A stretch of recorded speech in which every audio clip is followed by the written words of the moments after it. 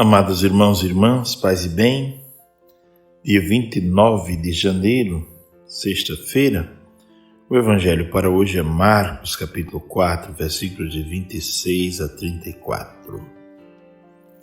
Você que ainda não é inscrito no nosso canal, pode se inscrever e todas as vezes que publicarmos algo novo, você receberá aí na sua casa a notícia, não é? Vamos lá. Naquele tempo, Jesus disse para a multidão: o reino de Deus é como quando alguém espalha semente na terra. Ele vai dormir e acorda noite e dia, e a semente vai germinando e crescendo, mas ele não sabe como isso acontece. A terra por si mesma produz o fruto.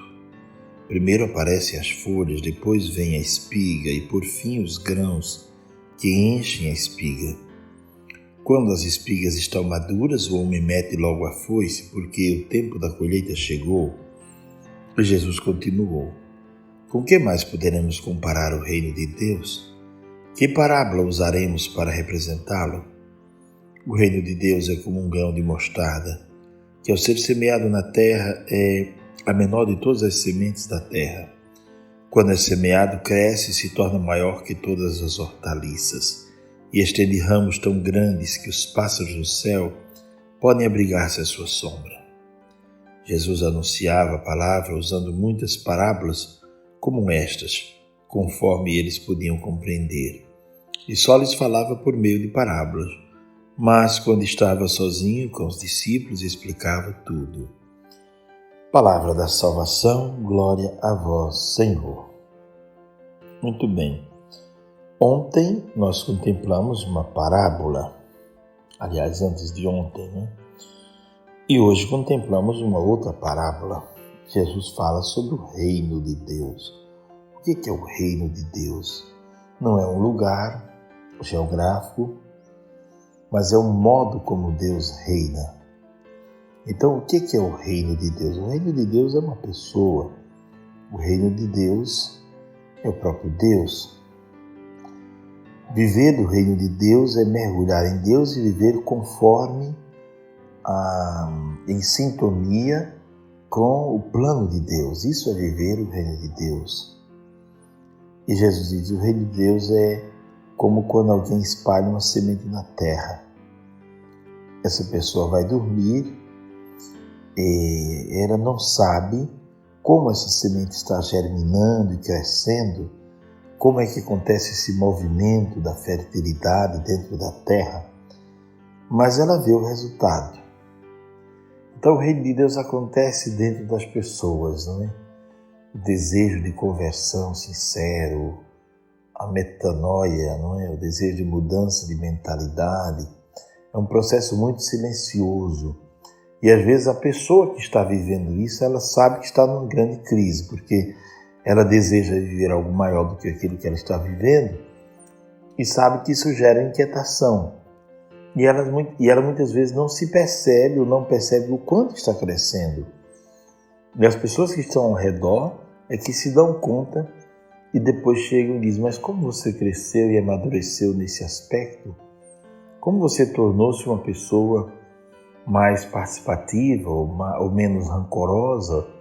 Ou uma pessoa mais alegre, uma pessoa mais capaz de perdoar, uma pessoa mais capaz de dialogar e acolher o diferente, uma pessoa menos preconceituosa. Então os frutos vão aparecendo e são lentos e essa é uma revolução. O Jean-Yves Deloup escreveu um livro sobre isso, né, em francês, não sei se já tem a tradução, a metanoia como uma revolução silenciosa, ou a mudança de mentalidade como uma grande revolução silenciosa. Isso acontece dentro da pessoa. De repente, aquela pessoa que só pensava em dinheiro, tudo só girava na vida dela em torno do dinheiro, ou da estética, ou disso ou daquilo, ela começa a perceber outros valores, dar valor a outras coisas, e a vida começa a ter outro sabor. Pois bem, como acontece o crescimento do reino de Deus? É sempre algo muito misterioso, não é? A terra por si mesma produz o fruto, primeiro aparecem as folhas, depois vem a espiga, etc, etc. Né? Jesus fala sobre esse processo todo. Depois ele diz, com que mais compararemos o reino de Deus? Ele diz, como um grão de mostarda, que ao ser semeado na terra é a menor de todas as sementes da terra. Depois cresce e se torna maior de todas as hortaliças. Quer dizer, o reino de Deus ele não começa com apoteoses e não depende de apoteoses. Porque o reino de Deus é uma coisa que acontece dentro do ser humano. Então as apoteoses, os encontros grandiosos de massa, têm o seu valor para fortalecer o sentimento de pertença a um grupo, para fortalecer, digamos assim, a alegria de ser igreja, etc. Mas esse crescimento do reino de Deus é algo muito pessoal também.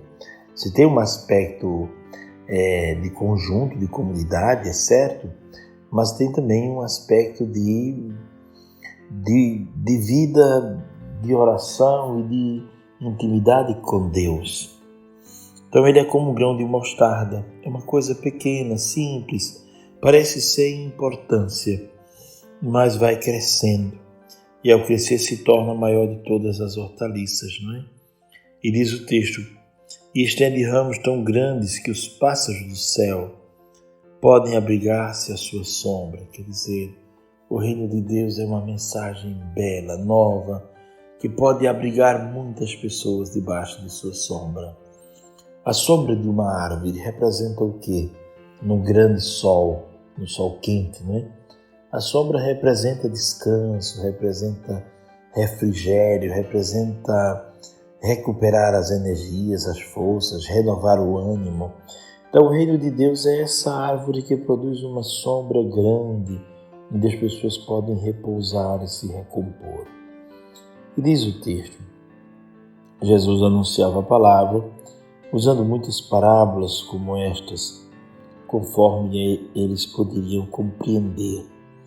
E só lhes falava por meio de parábolas. Quer dizer, aprender a dialogar com as parábolas, porque as parábolas têm uma linguagem que não é tão objetiva, não é?